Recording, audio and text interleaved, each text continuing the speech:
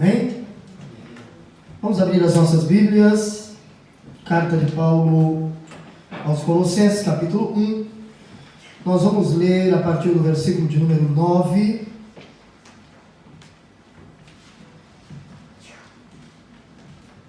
até o versículo de número 12. Nós hoje vamos concluir este assunto. Nós estamos falando sobre o perfil dos cristãos colossenses e falamos 2 pontos, restam mais 2 tópicos para nós concluirmos.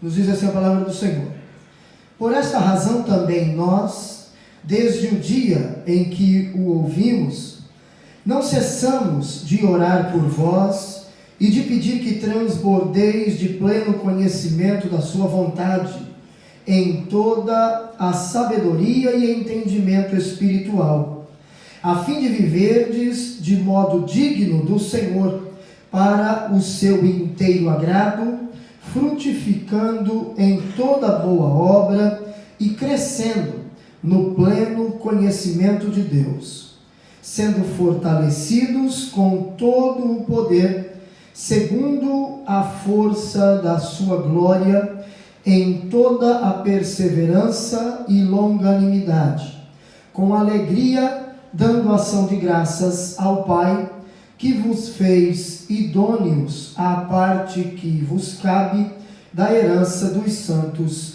na luz. Amém? Podem sentar.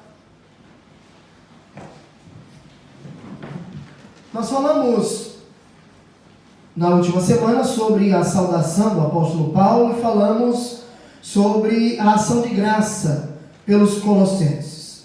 Hoje nós vamos falar sobre a oração intercessória de Paulo, porque o versículo de número 9, Paulo, o texto desta carta que Paulo escreve, nos diz assim: por esta razão também nós, desde o dia em que o ouvimos, não cessamos de orar por vós e de pedir que transbordeis de pleno conhecimento da sua vontade, em toda a sabedoria e entendimento espiritual. Nós enxergamos 3 coisas interessantes nesta oração de Paulo. Primeiro, veja que Paulo, ele ora. E qual é o objetivo da oração de Paulo? Paulo ora para que os crentes de Colosso, os irmãos de Colossos, eles viessem a ter um pleno conhecimento da vontade de Deus. Então Paulo ora para que eles viessem ter conhecimento da vontade de Deus. Você conhece e sabe o contexto histórico. Nós falamos sobre o contexto histórico desta carta, e você sabe muito bem que a igreja em Colosso era uma igreja que estava sendo ameaçada por falsos ensinos, por falsas doutrinas. Então veja, se eles estavam sendo atacados pelas heresias, a única maneira deles poderem se defender era ter conhecimento da vontade de Deus. Eles precisavam ter conhecimento da vontade de Deus para com a vida deles e para com a igreja. A única maneira de nós nos defendermos desta situação é ter conhecimento de Deus e de sua vontade. É impossível nós discernirmos a verdade do erro sem ter conhecimento de Deus. Não há como. Então entenda, veja bem, a Bíblia, em vários textos, Deus exorta a sua igreja.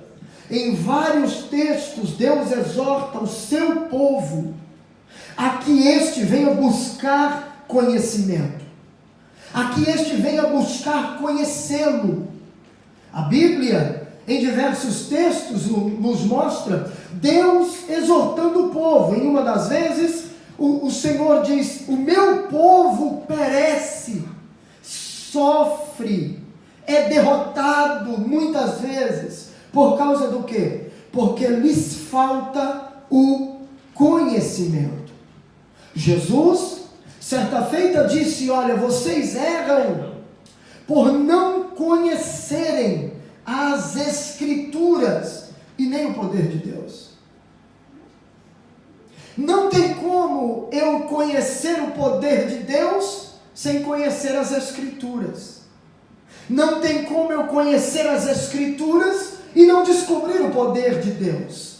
Não ter um encontro com o verdadeiro poder de Deus, com o poder que transforma, com o poder que regenera, com o poder que renova, com o poder que muda as nossas vidas. Paulo orava. Desde quando Paulo orou? Desde quando ele ouve de quem? De Epáfras.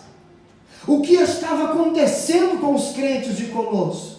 E o que acontecia com aquela igreja?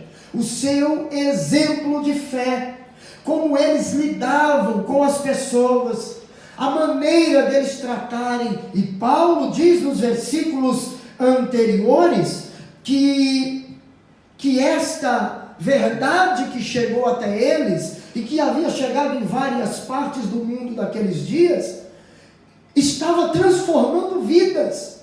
E Paulo estava feliz por isso, porque eles estavam sendo instruídos por Epáfras e estavam aplicando aquilo que aprendiam em suas vidas, de modo que o testemunho dos crentes de Colosso era muito bom, e chegou aos ouvidos de Paulo por intermédio de Epáfras. E aí Paulo diz: olha, desde que eu ouvi Epáfras falar, eu me pus a orar por vocês, a continuar orando pelas vossas vidas, mas não uma oração vazia, não uma oração sem propósito, mas a oração de Paulo tinha objetivo, a oração de Paulo tinha propósito, a oração de Paulo tinha direcionamento. E então Paulo diz: olha, eu estava orando por vocês, para quê? Para que vocês viessem transbordar do pleno conhecimento de Deus. O que Paulo queria não era que a igreja em Colosso tivesse um conhecimento raso de Deus. O que Paulo orava, e era o desejo do coração dele, não era que a igreja em Colosso tivesse um conhecimento superficial de Deus, não, mas era que eles tivessem um pleno conhecimento, ou seja, conhecessem a Deus em sua plenitude, conhecessem a Deus em sua totalidade, conhecessem a Deus de uma forma profunda. Por quê? Porque quando eles chegassem ao conhecimento, quando eles se aprofundassem no conhecimento de Deus, eles estariam protegidos daquilo que estava acontecendo. A mesma oração de Paulo para a igreja em Colosso é para a igreja dos nossos dias. Vocês se lembram muito bem quando eu disse no início, quando começamos a estudar esta carta, que ela é extremamente necessária para os nossos dias. Por quê? Porque nos nossos dias nós estamos nos deparando com uma triste realidade. Qual? A realidade de crentes indoutos, a realidade de um grande analfabetismo bíblico como nunca houve na história da igreja. Crentes que não se interessam em conhecer a Bíblia, crentes que se acomodam com um conhecimento superficial daquilo, de tudo que diz respeito a Deus e principalmente de sua palavra. E um momento, um período, um tempo da história onde os crentes têm disposição e tempo para tudo que é extra bíblico, mas para aquilo que é bíblico, para aquilo que é espiritual, nós não temos tempo e nem disposição. E é isso que está gerando um enfraquecimento da igreja. É isso que tem gerado muitos crentes sem vida vida espiritual, muitos crentes sem vontade de adorar a Deus, muitos crentes sem vontade de glorificar a Deus, mas a palavra de Deus para nós nesta noite é que venhamos ter e buscar um pleno conhecimento da vontade de Deus para as nossas vidas. Aleluia. Mas a oração de Paulo tinha ainda um segundo propósito, que ainda está no versículo 9. E qual era? Veja o texto que nos diz: que transbordeis do pleno conhecimento da sua vontade em toda a sabedoria. Qual era o propósito da oração de Paulo? Primeiro, para que eles tivessem um conhecimento da vontade de Deus, um conhecimento pleno. Segundo, para que esse conhecimento fosse em toda a sabedoria. Agora veja bem, porque não se trata aqui, Paulo não está falando aqui de um mero conhecimento teológico formal ou filosófico, mas um conhecimento que vai além dos livros. Eu sempre costumo dizer, às vezes a gente prega em algum lugar e aí a pessoa vem e fala: pastor, onde o senhor encontrou isso aí? Porque eu leio a Bíblia, e às vezes é difícil para eu extrair uma mensagem da Bíblia, e aí o senhor vem ler um versículo, 2 versículos, lê um texto e fala umas coisas dessa, e aí eu digo, a resposta que a gente diz é simples. Existem mensagens e existem verdades bíblicas que não se aprende atrás de uma mesa de seminário teológico. Existem conhecimentos que não se extrai de livros. Eu leio, vocês sabem muito bem disso. Eu tenho uma vida diária de leitura de 6 a 7 horas, vocês sabem disso. Mas a nossa vida não pode se limitar a conhecimento teológico. Nós precisamos buscar viver uma vida de oração com Deus, porque não tem ninguém melhor do que o próprio autor da Bíblia para nos explicá-la, para nos dar conhecimento e para nos revelar coisas que muitas vezes os livros não nos trazem. Existem coisas que estão claras. Você lê o texto, não precisa ser entendido de teologia para saber o que Deus está dizendo. Mas existem coisas que o mais catedrático dos homens não consegue descobrir. Não consegue descobrir. Existem textos bíblicos que, por mais que a gente estude, nós não vamos conseguir compreendê-lo de uma forma coerente, a menos que haja uma revelação do Espírito de Deus. Então entenda, a vida de um pregador, a vida de um pastor não pode se limitar a conhecimento teológico que se extrai de livros. A nossa vida como crente não pode se limitar a uma vida de conhecimento que se extrai de livros. Nós precisamos ler as Escrituras devemos ler a Bíblia incessantemente, mas devemos também orar ao Deus que escreveu a Bíblia, ao Deus da Bíblia, buscar do Espírito Santo de Deus o conhecimento da letra. E quando eu oro, eu costumo dizer ao Senhor que não existe outra fonte de conhecimento senão quem escreveu a Bíblia. A única pessoa capaz de nos abrir a mente para determinados textos é quem escreveu. É o autor. É o autor do livro.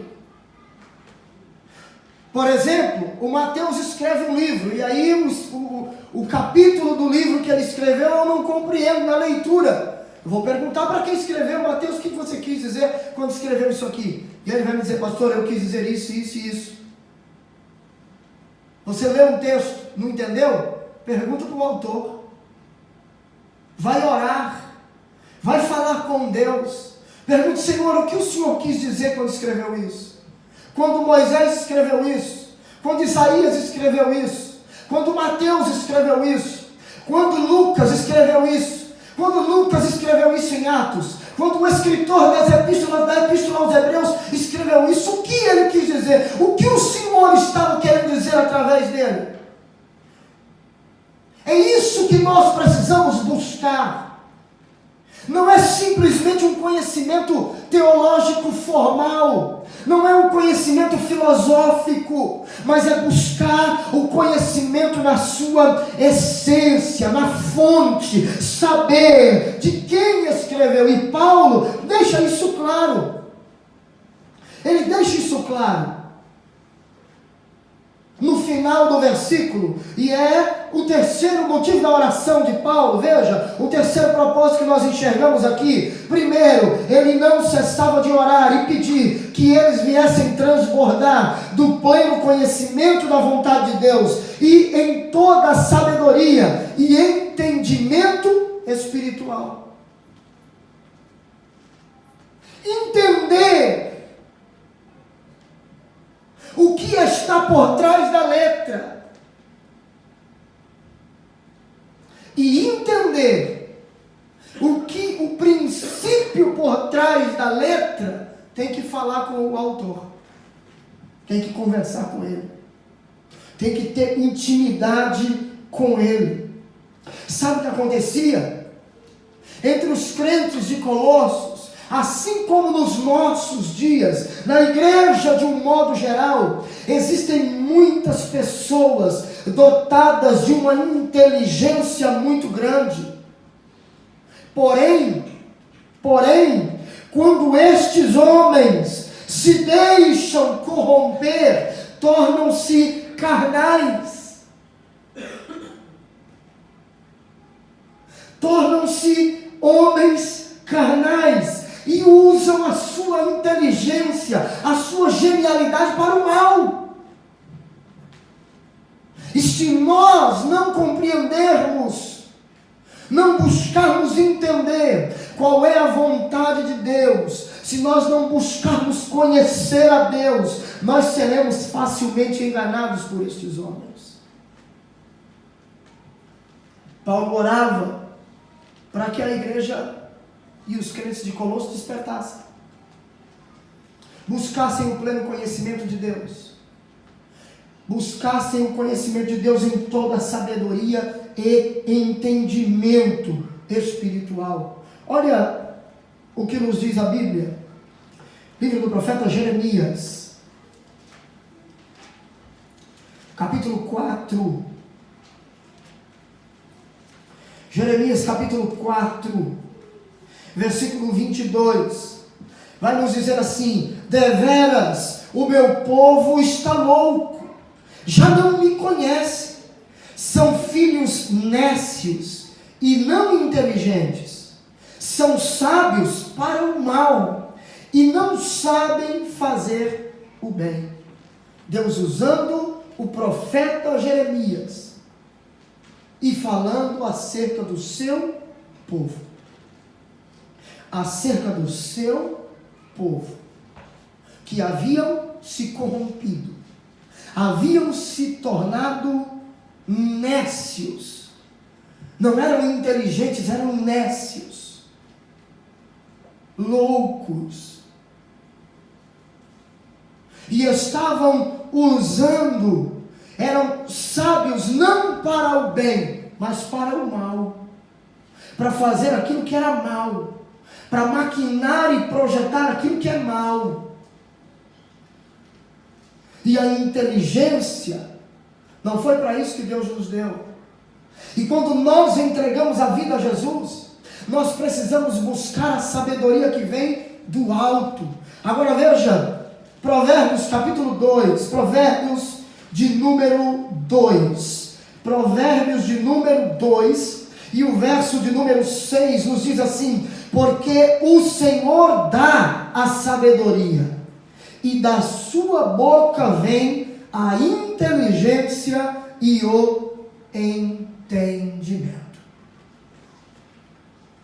Essa é a vontade de Deus para o seu povo. Essa é a vontade de Deus para a sua igreja. Sabe o que acontece hoje, irmãos? Infelizmente, sabe o que acontece hoje? A gente anda de carona no conhecimento do outro. Aí o que acontece? A gente vira o quê? Papagaio, que repete o que o outro fala. Não quer saber se o que o outro está falando tem respaldo bíblico. O que importa é falar também.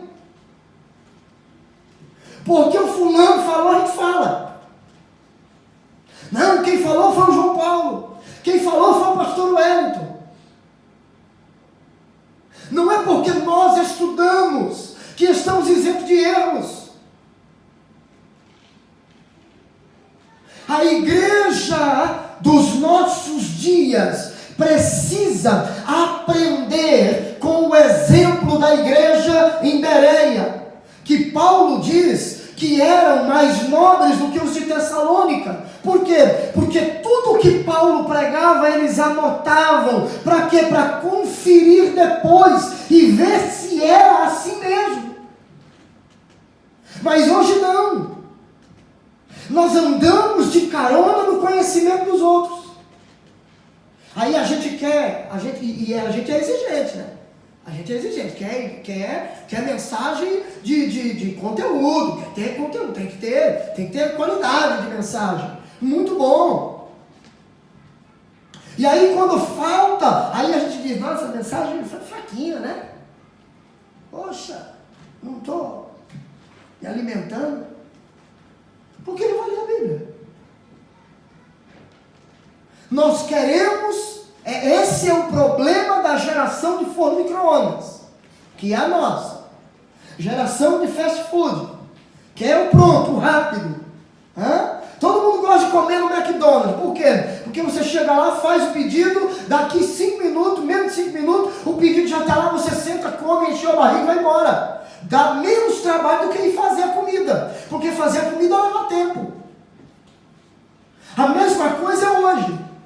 Você buscar conhecer a Bíblia leva tempo. Então é mais fácil eu sentar, ouvir e ir de carona com quem já estudou e aprendeu. O problema é que cria-se crentes robôs, crentes papagaios, cria-se réplicas de pregadores e pastores. E Deus não quer isso para a nossa vida.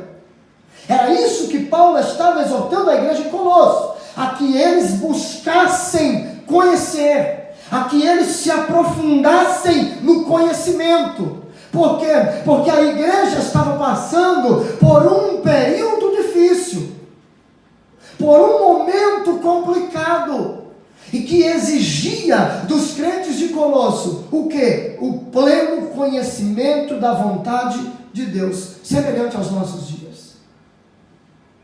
Precisamos nos aprofundar no conhecimento bíblico. Precisamos buscar e nos aprofundarmos em uma vida de intimidade com Deus. Olha o que Paulo diz acerca desses homens em sua segunda carta a Timóteo, capítulo 3, versículo 13. Mas os homens perversos e impostores irão de mal a pior, enganando e sendo enganados. Quando eu ando de carona no conhecimento do outro, eu não tenho conhecimento.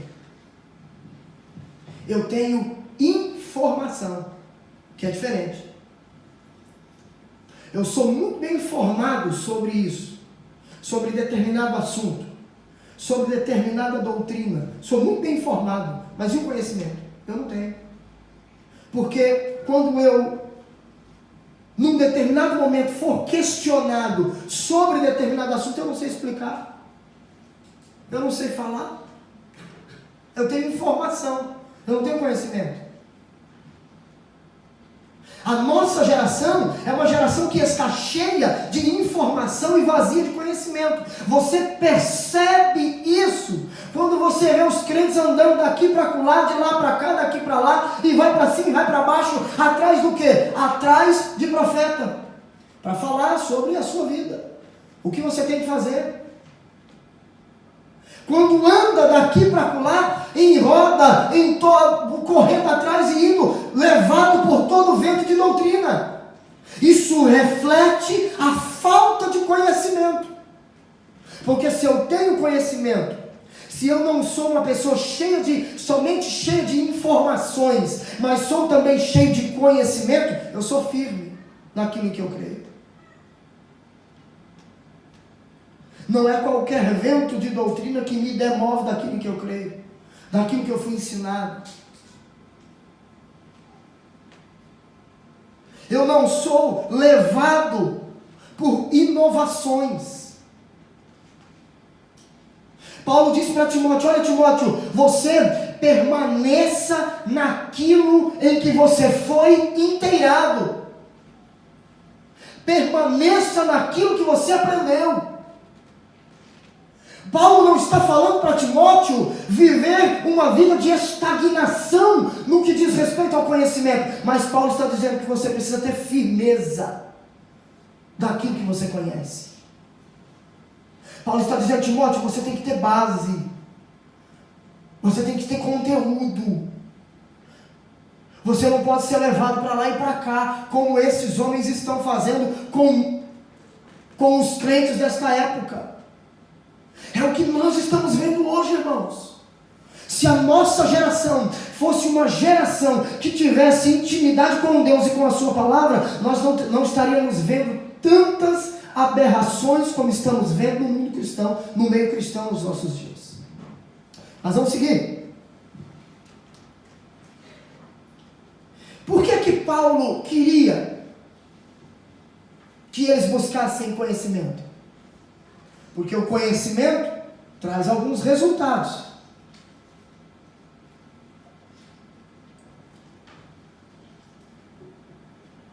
O verdadeiro conhecimento traz alguns resultados. E qual é o resultado? Os resultados que traz o conhecimento. Quando temos conhecimento de Deus. Versículo 10. A fim de viverdes de modo digno do Senhor. Andar dignamente. Quando eu tenho conhecimento de Deus e da sua vontade, eu ando de modo digno. A Bíblia nos exorta a vivermos de modo digno da vocação em que fomos chamados.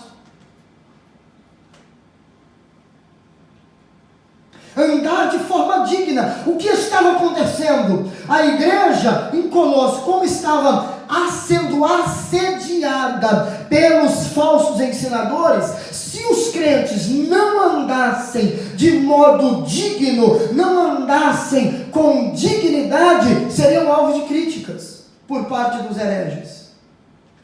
Porque é isso que eles fazem. Criticam. Mas sabe qual é o grande problema da nossa geração?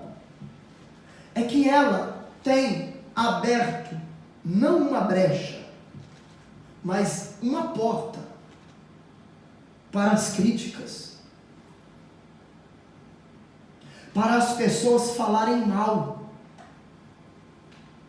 Por causa do quê? Por causa do mau testemunho. Por causa de tanta coisa errada que nós estamos vendo no meio cristão hoje. Aí o que acontece? As críticas vêm, as pedradas vêm.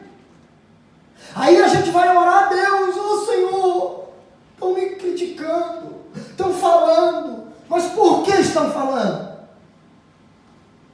A Bíblia nos diz para nós nos alegrarmos quando formos perseguidos, mas por andar de forma correta, como Cristo andou e como a Bíblia nos ensina a andar. E Jesus disse que quando nós andamos como Ele andou e refletimos a sua glória por onde passamos, nós iríamos ser perseguidos, nós iríamos ser criticados. O problema é quando o apontar de dedo vem por causa de um mau testemunho. Quantos crentes e quantas igrejas hoje estão escandalizando o Evangelho de Cristo e o nome de Cristo? Por causa do quê? Por causa de um mau testemunho.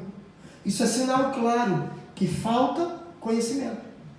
Porque quando temos conhecimento pleno da vontade de Deus, nós procuramos andar de forma digna.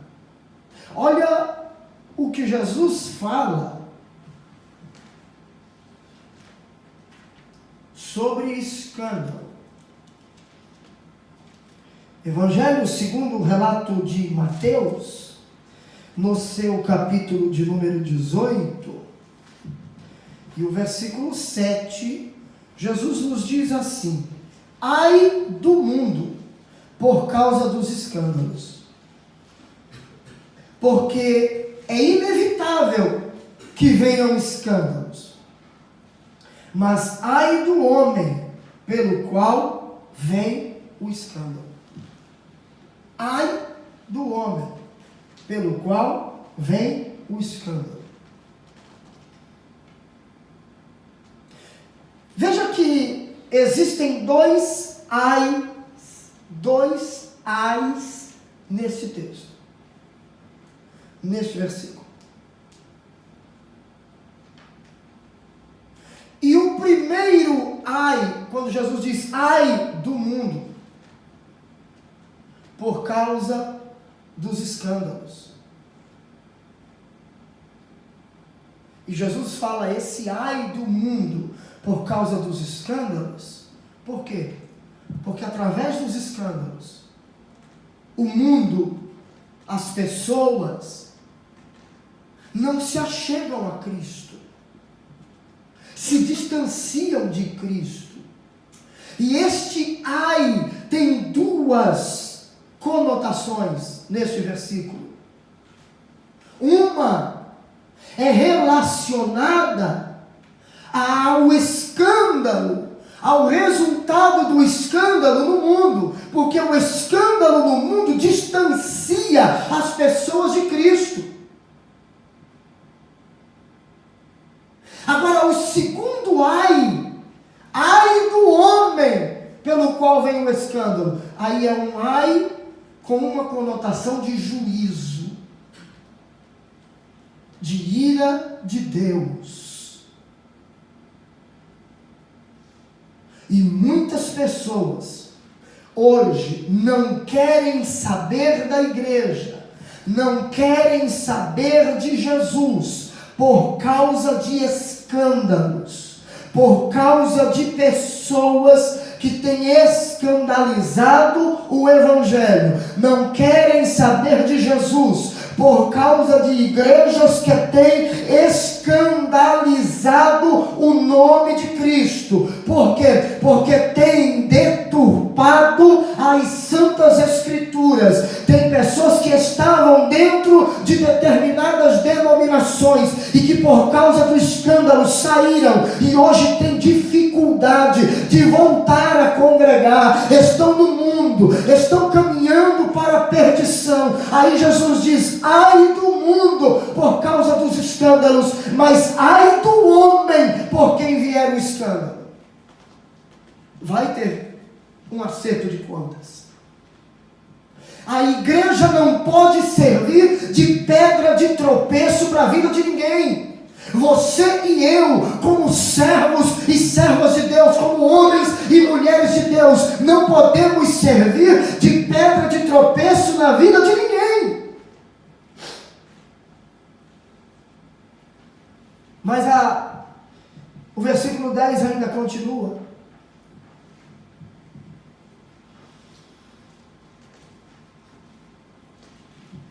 E qual é o resultado do conhecimento de Deus? Primeiro, quando conhecemos a Deus, andamos de forma digna. Segundo, quando conhecemos a Deus,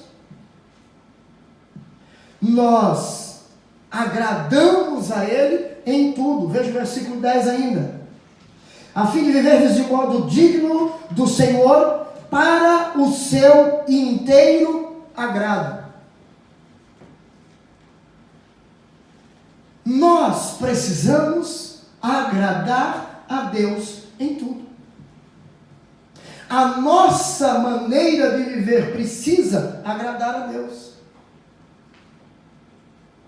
Quando nós temos conhecimento da verdade de Deus, por intermédio de sua palavra, e ela nos transforma, e de fato nascemos de novo, nós nos preocupamos em viver de forma digna e de forma que agrade a Deus.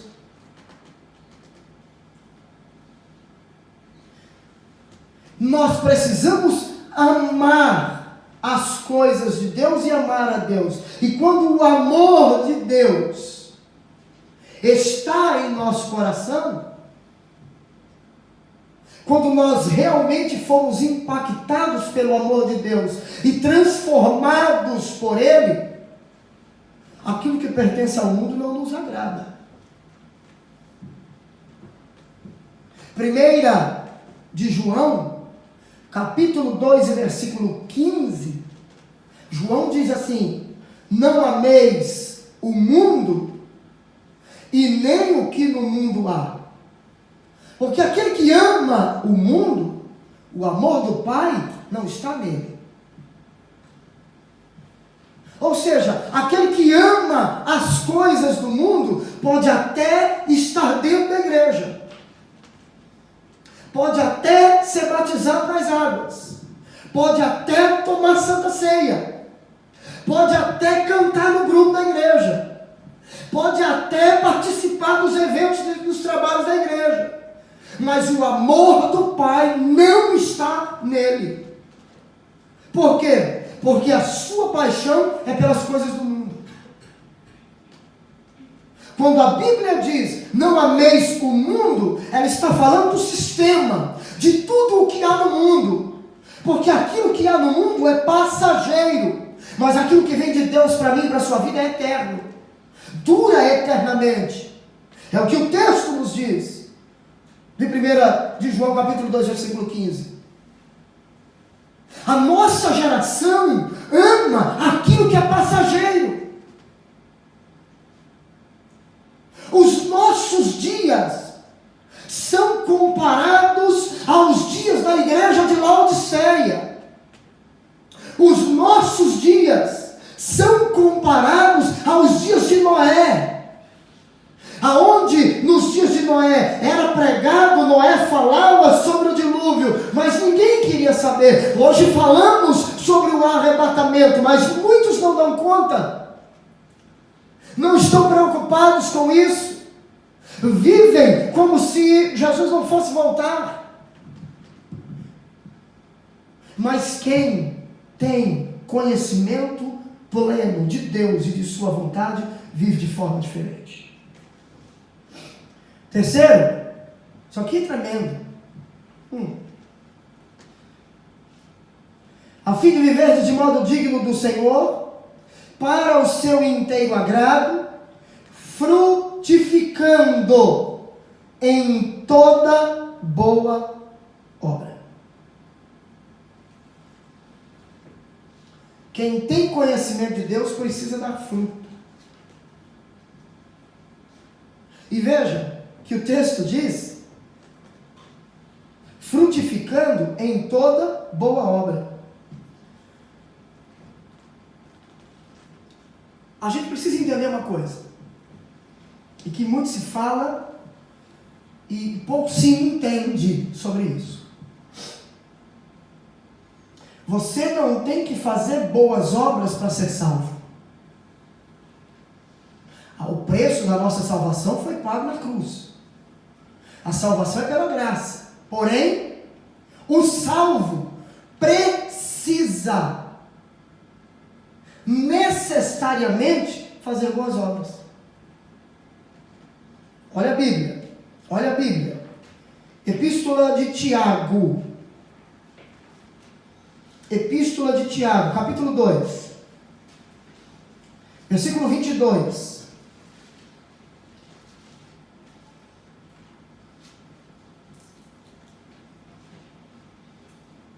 Nos diz assim: vês como a fé operava juntamente com as suas obras? Com efeito, foi pelas obras que a fé se consumou. Ele está falando de Abraão. Se você ler os versículos anteriores, você vai ver isso. Está falando que Abraão creu. E isso lhe foi imputado por justiça. Mas está falando de que Abraão creu de uma tal maneira que ele estava disposto a ofertar o seu próprio filho. Lembra o texto de Gênesis, quando Deus pede de Abraão o seu filho, o seu único filho Isaque? E Abraão creu e foi oferecer Isaque. E a Bíblia diz que isso lhe foi imputado por justiça. Olha o versículo 21 do texto que estamos lendo. Não foi por obras que Abraão, o nosso pai, foi justificado quando ofereceu sobre o altar o próprio filho Isaque. Não foi por obras que Abraão, o nosso pai, foi justificado quando ofereceu sobre o altar o próprio filho Isaque? Vês como a fé operava juntamente com as suas obras. Com efeito, foi pelas obras que a fé se consumou. O que é que Tiago está dizendo? Que não adianta eu professar uma fé se essa fé não se externar com boas ações. Olha o versículo 24 deste mesmo capítulo 2. Verificais que uma pessoa é justificada por obras e não por fé somente. Se você lê esse texto sem prestar atenção, ler de uma forma corrida, sem ler de uma forma pausada, você vai dizer que você precisa fazer boas obras para ser salvo. Mas não é isso que o texto está dizendo. O que o texto está nos levando a entender é que nós verificamos, enxergamos, vemos, observamos uma pessoa que é justificada não somente pela fé, mas pelas suas obras. Aí o texto vai seguir e vai usar o exemplo de Raabe. Raabe não escondeu os espias para ser salva. Ela escondeu os espias porque ela já havia crido no Deus dos hebreus. Porque se ela não cresce, ela ia entregar os espias. Mas como ela creu que Deus era poderoso e que Deus já havia dado Jericó para o povo de Israel, então ela creu.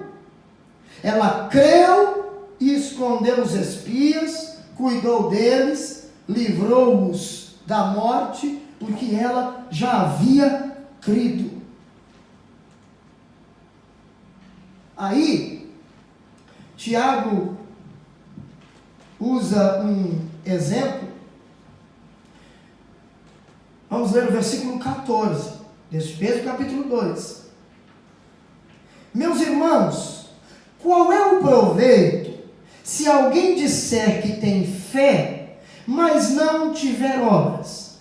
Pode, acaso, semelhante fé salvá-lo? Aí veja o 15. Se um irmão ou uma irmã estiverem carecidos de roupa e necessitados do alimento cotidiano, e qualquer dentre vós lhes disser, ide em paz, aquecei-vos e fartai-vos, sem contudo lhes dar o necessário para o corpo, qual é o proveito disso? Assim também a fé, se não tiver obras, por si só está morta. Por quê? Porque aquele que pode fazer o bem e não faz, comete pecado. Não adianta eu dizer que sou cristão, eu dizer que sou seguidor de Cristo, e viver uma vida que escandaliza, não demonstrar com as minhas atitudes que eu sou de fato um seguidor de Cristo. Você não precisa gritar para os quatro cantos que você é crente, você precisa demonstrar isso de forma natural, através das suas ações, no seu dia a dia.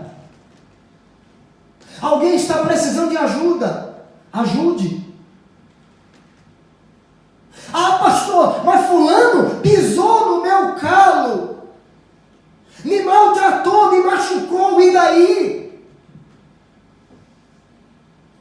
Você não pode mudar quem você é por causa das pessoas que foram falsas com você, que não agiram corretamente com você. Você não pode mudar a sua essência. Você precisa continuar sendo quem você é. Deixa eu criticar você. Se eu fosse ligar para crítica, eu estava escondido em algum buraco por aí, pregando que não é.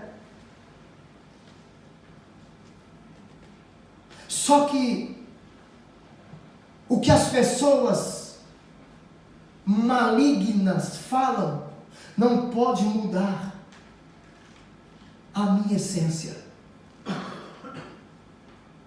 Judas esteve com Jesus, traiu Jesus, mas Jesus continuou agindo com ele da mesma maneira. Ainda o chama de amigo. Hoje, a nossa geração é uma geração vingativa.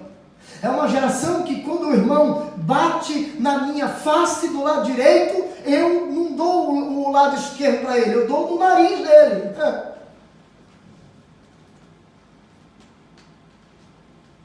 A pessoa faz algo mal para mim, então eu tenho que necessariamente pagar com mal. Mas a Bíblia não nos ensina isso. Ajude. Um certo homem estava num lugar e havia uma fogueira e havia uma cobra dentro dessa fogueira.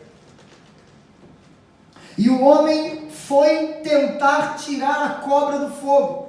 Meteu a mão no fogo, pegou a cobra, e a cobra fez o quê? Picou sua mão. Ele jogou a cobra caiu dentro do fogo.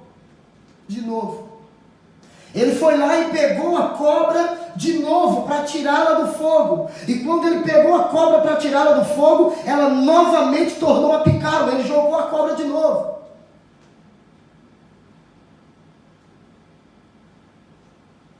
Pela terceira vez ele pega a cobra e ela vai e pica ele de novo. E aí alguém que está perto vai e diz: você é bobo. Você já tentou tirá-la 3 vezes do fogo e ela pica você, deixa ela morrer. Ele virou para a pessoa e disse: a natureza dela é picar, a minha é ajudar. Eu não posso mudar a minha essência por causa da atitude dela. Não mude por causa da atitude das pessoas. Seja você. Continue sendo exatamente quem você é. Se a sua essência é para fazer o bem, e nós que somos salvos em Cristo, temos que ter esta natureza, temos que ter essa essência. Não podemos mudar por causa de circunstâncias da vida. A gente conversa com inúmeros pastores, e uma das coisas que os pastores dizem é que nós, pastores que cuidamos de igreja, se tem um certificado que todo pastor tem, não é teológico, não é de bacharel em teologia, não é de doutorado, é o certificado de ingratidão. Você estende a mão e ajuda, e daqui a pouco aquela pessoa que você ajudou, ela te apunhala pelas costas. Ingratidão. Mas nós não podemos mudar a nossa essência. Precisamos continuar da mesma forma. Ou você pensa que pastor não sofre? Eu acho interessante hoje a nossa geração. Ela diz que, pastor, isso e aquilo. E você? Nunca fez nada? Pastor também sofre. Pastor também geme. Mas vamos seguindo, porque não é esse o assunto. Efésios capítulo 2, versículo 8, ainda falando sobre esse assunto, para nós concluirmos e seguirmos. Nós vamos acabar hoje. Efésios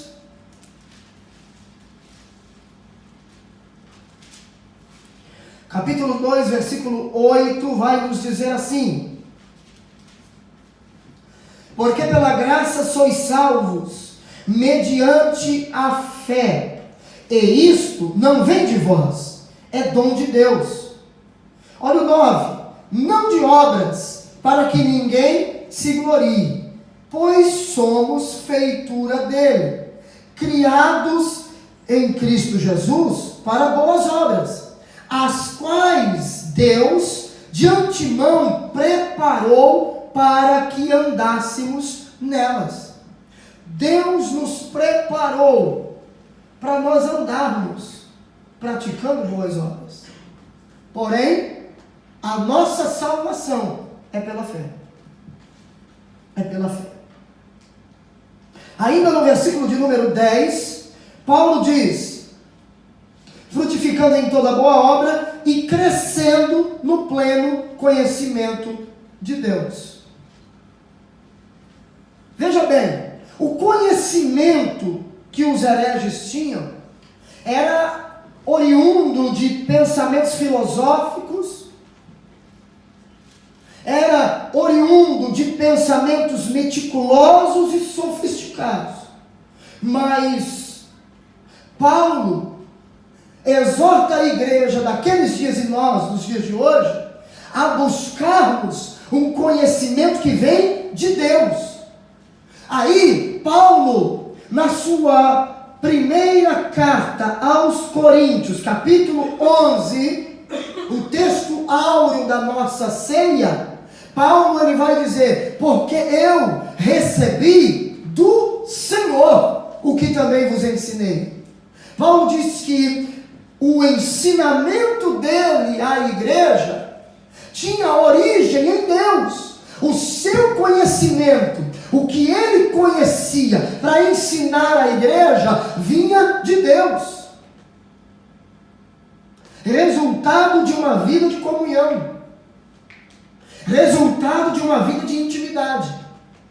Para a gente partir para a conclusão, versículo 11 e versículo 12, nos diz assim: sendo fortalecidos com todo o poder, segundo a força da sua glória, em toda a perseverança e longanimidade, com alegria. Veja bem, em algumas traduções, essa expressão, fortalecidos, ela vai estar aí, corroborados. Quem usa a Bíblia Almeida, Revista e Corrigida, vai estar escrito corroborados.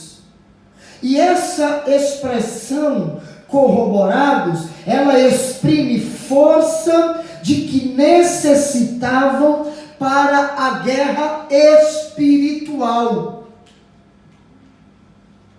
Força de que necessitavam para a guerra espiritual. E ela dá uma ideia de reforço para os recursos espirituais que eles já tinham. Então era uma igreja preparada. E aí Paulo diz, olha, fortalecidos com todo o poder. Mas de onde vinha esse poder?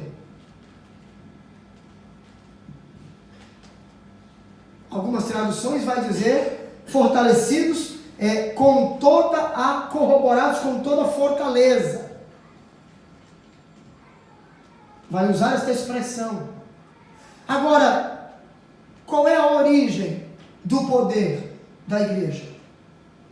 Qual é a origem do poder que nos leva a guerrear esta batalha espiritual e que nos garante a vitória? Qual é a origem? O Salmo de número 62 nos responde. Qual é a origem? Salmo 62 e o verso de número 11 vai nos dizer assim: uma vez falou Deus, duas vezes ouvi isto, que o poder pertence a Deus. Então a origem do poder da igreja está em Deus. De onde se origina o poder que nos garante a vitória em meio às batalhas espirituais? Em Deus. Através de uma vida de oração, através de uma vida de meditação e de busca constante da presença do Senhor. Agora veja, ainda no 11, a parte B. Em toda a perseverança e longanimidade com alegria.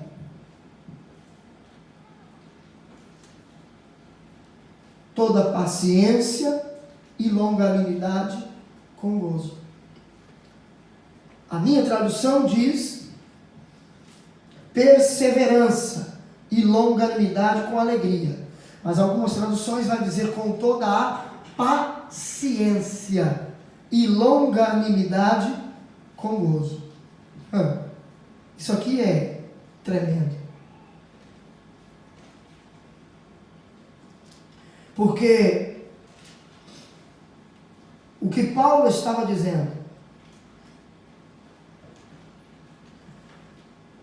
é que existem batalhas que nós precisamos ter paciência para vencer. Existem batalhas que nós precisamos ser longânimos para obtermos a vitória. E durante este tempo, precisamos agir e estar, melhor dizendo, alegres. Com alegria. Eu sei que a vitória vai chegar. Eu sei que eu vou vencer.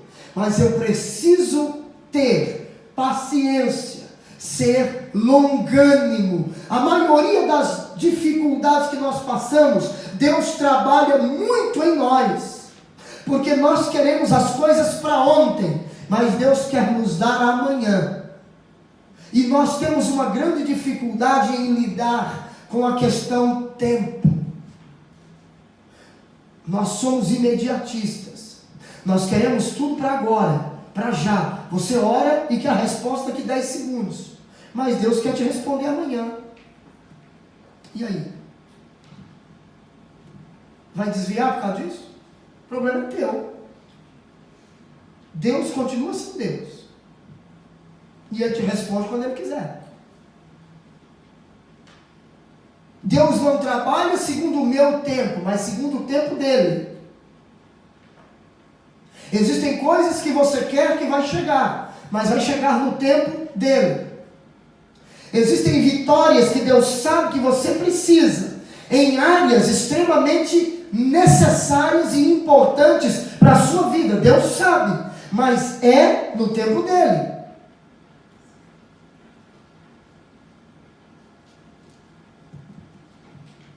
E Deus nos deu as armas necessárias para a vitória. Veja, 2 Coríntios capítulo 10, versículos 4 e 5, nos diz assim: porque as armas da nossa milícia não são carnais, e sim poderosas em Deus para destruir fortalezas, anulando nós sofismas e toda altivez que se levante contra o conhecimento de Deus, e levando cativo todo pensamento à obediência de Cristo. O 6, e estando prontos para punir toda desobediência, uma vez completa a vossa submissão. O que o apóstolo Paulo está dizendo? Que nós precisamos lutar a batalha com a arma certa. E quando usamos a arma certa na batalha, a vitória também é certa. Porém, você precisa saber que tem que ter paciência. Amém? Para concluirmos, versículo 12, Paulo fecha esta sessão ensinando os crentes de Colosso a dar graças, a ser agradecidos. Versículo 12 ele diz: dando graças ao Pai que vos fez idôneos à parte que vos cabe da herança dos santos na luz. Paulo instrui os crentes, ensina a igreja, mas não esquece de lembrá-los de uma coisa muito importante, que é agradecer a Deus sempre. Precisamos aprender a agradecer. Quando eu compreendo que Deus está cuidando da minha vida, quando eu sei que Deus está cuidando da minha vida e que a minha vitória é certa, eu agradeço a Deus, mesmo nos momentos difíceis, e isso me mantém alegre, isso me mantém forte, porque Neemias capítulo 8, versículo 10, vai nos dizer que a alegria do Senhor é a nossa força. Quando estamos alegres em Cristo, quando estamos alegres em Deus, permanecemos e nos mantemos fortes na batalha da vida cristã. Amém? Amém? Nos coloquemos de pé.